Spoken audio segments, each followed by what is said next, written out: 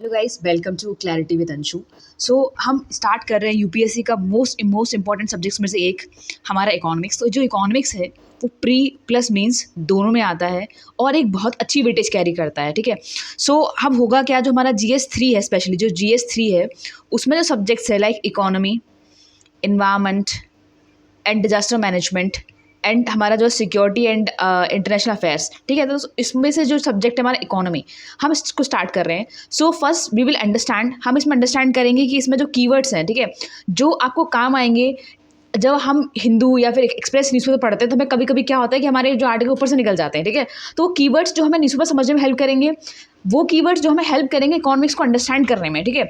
So we will begin with the series of like keywords. So हमें समझ आएगा कि हम वर्ड समझेंगे, समझ आएगा कि इकोनॉमिक्स जो है धीरे धीरे आप कैसे इसकी क्लैरिटी बढ़ती जा रही है आपकी, ठीक है।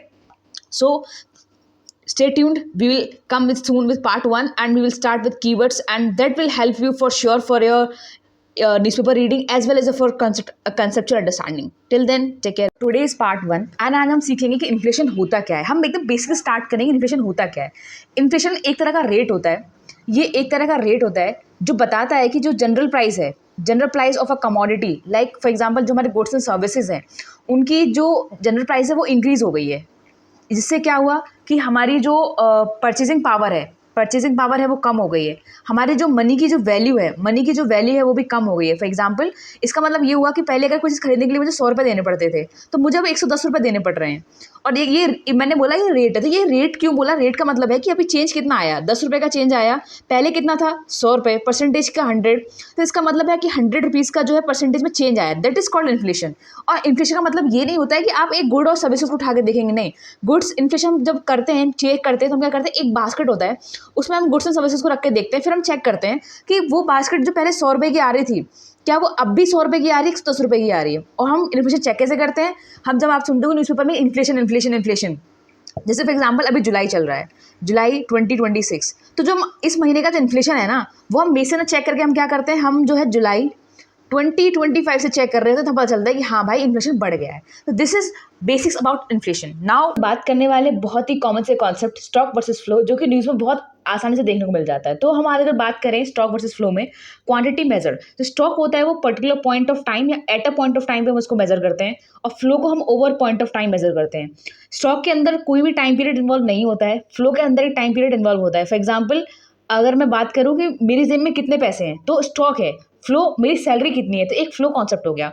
स्टॉक है, इसमें कोई स्पेसिफिक टाइम जो है, स्पेसिफिक टाइम पे मेजर कर रहे होते हैं हम इसको, और हम इसको मेजर कर रहे होते हैं पर डे, मंथली, ईयर।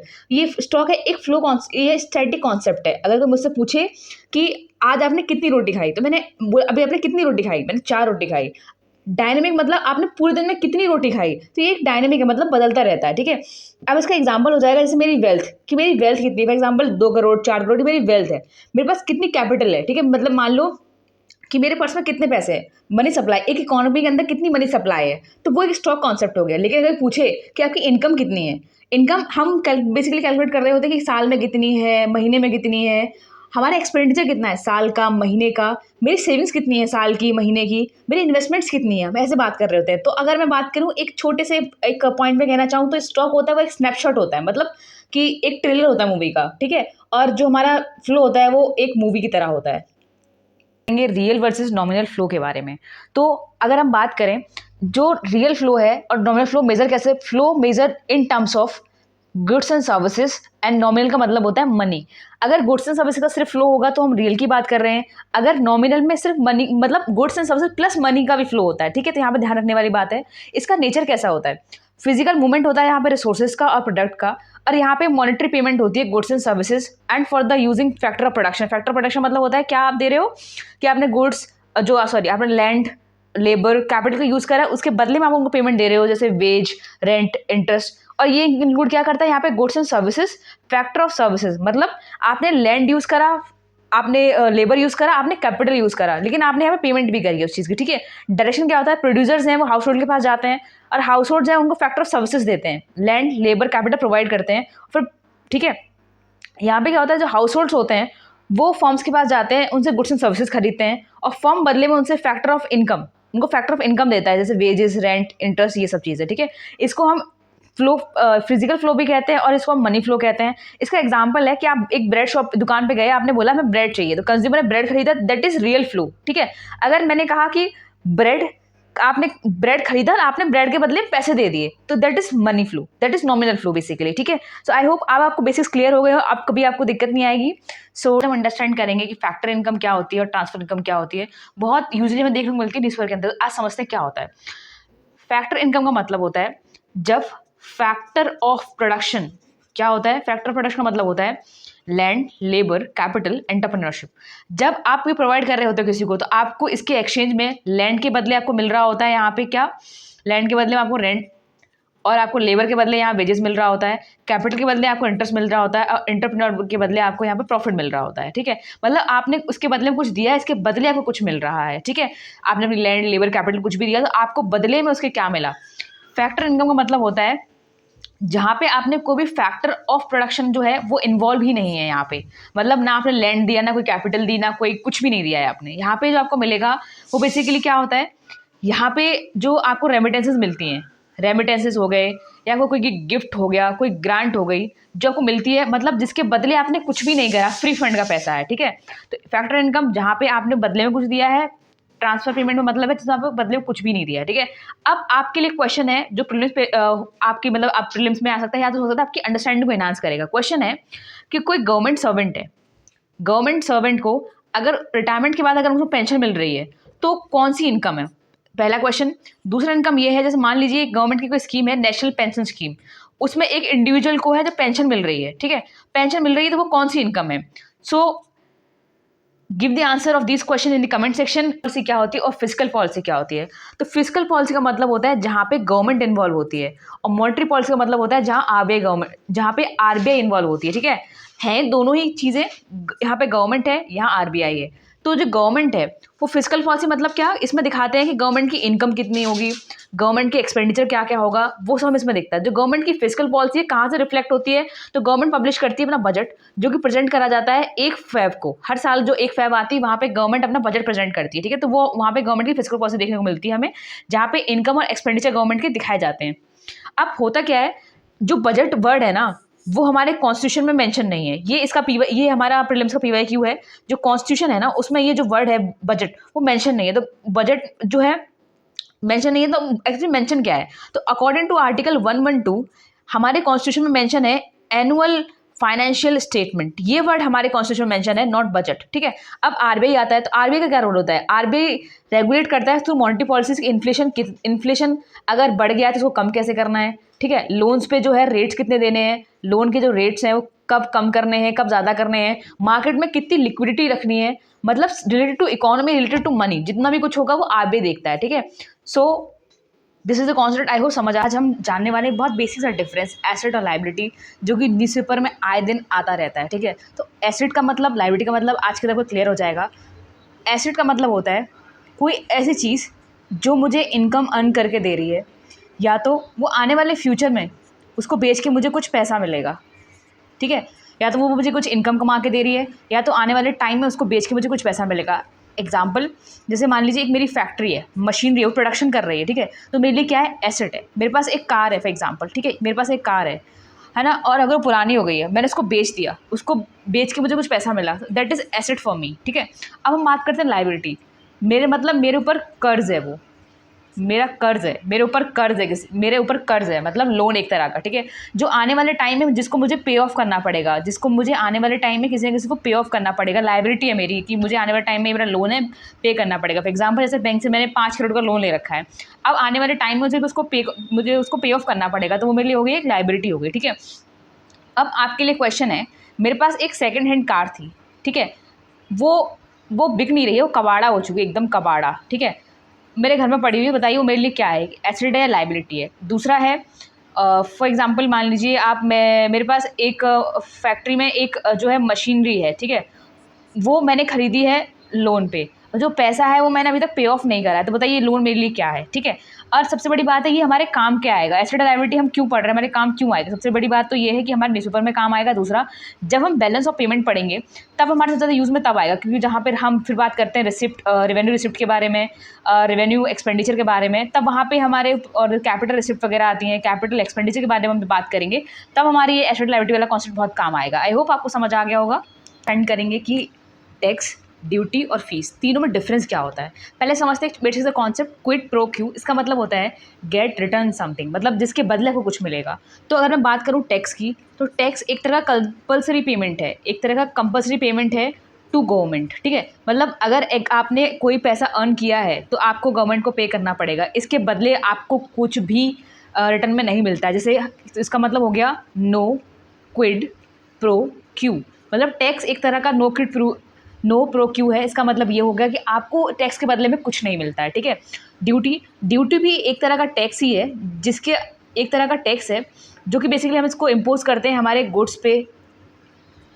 जैसे हो गया हमारा इम्पोर्ट ड्यूटी, हो हमारे जैसे इम्पोर्ट ड्यूटी हो गए, जैसे हमारा एक्सरसाइज ड्यूटी हो गया, एक्सरसाइज ड्यूटी हो गया, कस्टम ड्यूटी हो गया, वो सब तरह का ड्यूटी है। ये भी एक तरह का नो क्विड प्रो है, मतलब इसके बदले कुछ नहीं मिलता है, ठीक है।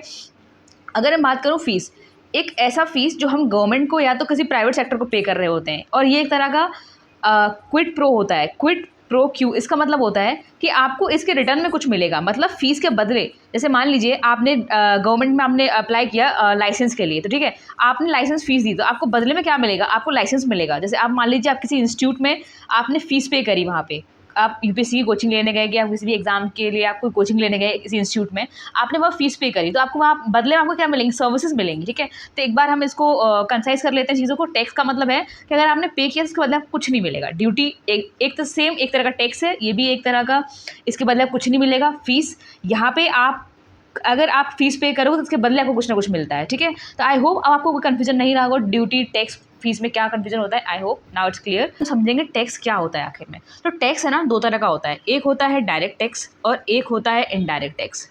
टैक्स दो तरह का होता है, डायरेक्ट और इनडायरेक्ट। डायरेक्ट टैक्स का मतलब होता है जहाँ पे आप बर्डन कांट बी शिफ्टेड, यहाँ पे बर्डन कैन बी शिफ्टेड। इसका मतलब क्या हुआ, इसका मतलब हुआ जैसे मान लीजिए मुझे इनकम हुई 1 करोड़ रुपए की, जिसने अर्न करा उसको टैक्स पे करना पड़ेगा, ठीक है। जैसे मान लीजिए आपने कोई गुड खरीदा, पार्ले जी फॉर एग्जांपल, मान लीजिए आपने पार्ले जी का बिस्किट खरीदा, ठीक है। ये बनाया किसी और ने होगा, लेकिन इसका टैक्स कौन पे करेगा, इसका टैक्स पे करेगा कंज्यूमर, जिसको कंज्यूम करेगा, ठीक है। इसका मतलब ये हुआ कि जिस कंपनी ने मैन्युफैक्चर करा वो टैक्स ना पे करके जिसने कंज्यूम करा वो टैक्स पे करेगा, ठीक है। इसमें क्या होता है, जैसे इसमें मान लीजिए डायरेक्ट टैक्स का एग्जांपल होते हैं, जैसे हमारा इनकम टैक्स हो गया, हमारा कॉर्पोरेट टैक्स हो गया, सबके एग्जांपल है। इनडायरेक्ट टैक्स का एग्जांपल है जैसे जीएसटी हो गया, सर्विस टैक्स हो गया, ये सारे एग्जांपल, कस्टम ड्यूटी हो गया, जैसे सेंट्रल स्टेट टैक्स हो गया, सेल्स टैक्स हो गया, ये सारे हमारे इनडायरेक्ट टैक्स के एग्जांपल्स हैं। सो होता है, तो ट्रेड बैरियर बेसिकली गवर्नमेंट की पॉलिसीज होती हैं जो डिस्करेज करती हैं ट्रेड को इन अ कंट्री, ठीक है। ट्रेड बैरियर दो तरह का होता है, एक होता है टैरिफ और एक होता है नॉन टैरिफ। मतलब ये दो तरह का होता है, एक होता है टैरिफ और एक होता है नॉन टैरिफ। टैरिफ का मतलब होता है आपने टैक्स इंपोज कर दिया। फॉर एग्जांपल जैसे इंडिया है, इंडिया में कोई गुड्स आ रहे हैं, तो इंडिया ने ट्रेड को डिस्करेज करने के लिए, अपने इंपोर्ट्स को डिस्करेज करने के लिए क्या किया, हमने टैक्सेस को बढ़ा दिया। फॉर एग्जांपल वो चीज़ 100 रुपये की थी जो बाहर से आ रही थी, हमने क्या करा, उस पर 20% टैक्स लगा दिया, 30% टैक्स लगा दिया।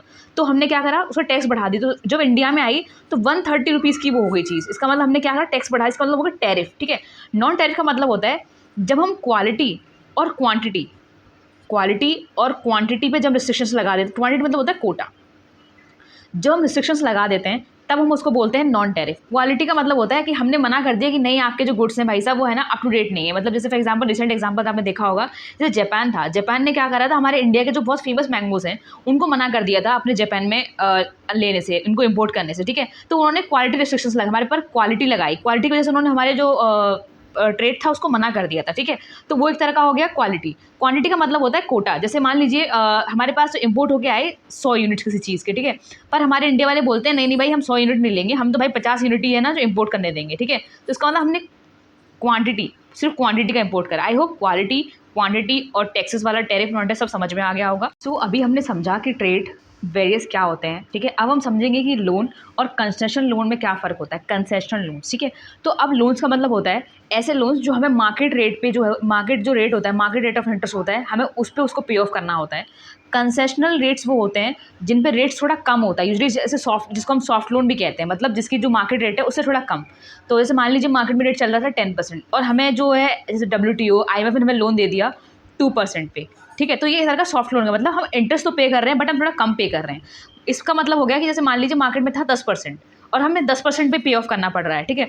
तो ये हो गया लोन, ये हो गया कंसेशन लोन। अब एक आता है हमारे पास ग्रांट या फिर डोनेशंस। ग्रांट या डोनेशन का मतलब होता है कि अगर हमने किसी ने हमें दी तो हमें इसको पे ऑफ नहीं करना पड़ता। इसमें सिर्फ ये चीज़ है, ना ही कोई इंटरेस्ट पे करना है, ना ही आपको इसको पे ऑफ करना है, ठीक है। तो आई होप बहुत बेसिक से कॉन्सेप्ट से हमने समझ लिए होंगे। अगर कोई डाउट है तो हम बात कर रहे हैं एक बहुत ही बेसिक से कॉन्सेप्ट की, सेंट्रल सेक्टर स्कीम्स कौन सी होती हैं, सेंट्रल स्पॉन्सर स्कीम्स कौन सी होती हैं और स्टेट स्कीम्स कौन सी होती हैं। अगर हम बात करूँ सेंट्रल सेक्टर स्कीम्स का मतलब होता है कि जिनको 100% जो फंड है वो कौन कर रहा होता है, इनको 100% जो फंड है वो सेंट्रल गवर्नमेंट कर रही होती है। और सेंट्रल स्पॉन्सर का मतलब होता है जहाँ पे सेंट्रल प्लस स्टेट दोनों मिलके जो है इसको स्पॉन्सर कर रहे होते हैं। स्टेट का मतलब है यहाँ पे 100% जो स्पॉन्सर है वो स्टेट गवर्नमेंट कर रही होती है। इसका सेंटर का एग्जांपल हो गया जैसे PM सम्मान निधि योजना, PM किसान सम्मान निधि योजना, ठीक है। और यहाँ पे हो गया सर्व शिक्षा अभियान, सर्व शिक्षा अभियान मतलब जहाँ पे स्टेट और सेंटर दोनों मिलके काम कर रहे होते हैं। और स्टेट का जैसे हो गया अन्ना कैंटीन, जो साउथ साइड में स्कीम चलती है, जैसे अन्ना कैंटीन्स हो गया। ये बेसिकली अन्ना कैंटीन्स होती है, जैसे अन्ना का मतलब होता है ब्रदर और सिस्टर, ठीक है। तो बेसिकली साउथ में कैंटीन चलती हैं, तो ये स्टेट स्पॉन्सर है, मतलब वहाँ की जो स्टेट है वो इनको चलाती है, ठीक है। आई होप बेसिक से तीनों से मैंने समझा दिया है। अगर आपको कोई भी डाउट है तो प्लीज़, अभी हमने समझा स्कीम्स के बारे में। अब एक थोड़ा सा पार्ट और है, सब्सिडी क्या होता है, ठीक है। तो सब्सिडी एक तरह की फाइनेंशियल हेल्प होती है, फाइनेंशियल सपोर्ट होता है बेसिकली गवर्नमेंट की तरफ से। ये किसी भी इंडिविजुअल को हो सकता है, किसी भी इंडिविजुअल को दिया जाए, हो सकता है किसी भी बिजनेस वगैरह को दिया जाए, सो दैट कि उसका जो प्रोडक्शन है हम उसको इन्हांस कर सकें, कंजम्पशन है हम उसको बढ़ा सकें for certain goods and services, ठीक है। तो जो सब्सिडी होती है वो दो तरह की होती है, एक डायरेक्ट सब्सिडी होती है और एक इनडायरेक्ट सब्सिडी होती है। ये थोड़ा इंपॉर्टेंट है यहाँ समझना थोड़ा सा, ठीक है। तो होता क्या है, डायरेक्ट सब्सिडी का मतलब होता है कि हमने जो कैश या फिर सपोर्ट जो भी चीज़ थी हमें डायरेक्ट उसके जो बेनिफिशियरी था उसके अकाउंट में भेज दिया। मतलब गवर्नमेंट इसे पेंशन देती है, ठीक है। वो क्या करती है, एक तरह की सब्सिडी ही तो है जो हम दे रहे हैं उनको, तो हम क्या करते हैं, हम सीधा अकाउंट में डाल देते हैं, मतलब डायरेक्ट बैंक ट्रांसफर कर देते हैं, ठीक है। जैसे जो भी अमाउंट था, जैसे LPG सिलेंडर है, जैसे मान लीजिए 900 रुपये का आता है, तो हमने सिलेंडर ना देखिए हमने क्या करा, वो 900 रुपये सामने वाले जो बेनिफिशियरी थे उसके अकाउंट में डाल दिए। इसका मतलब हो गया डायरेक्ट सब्सिडी।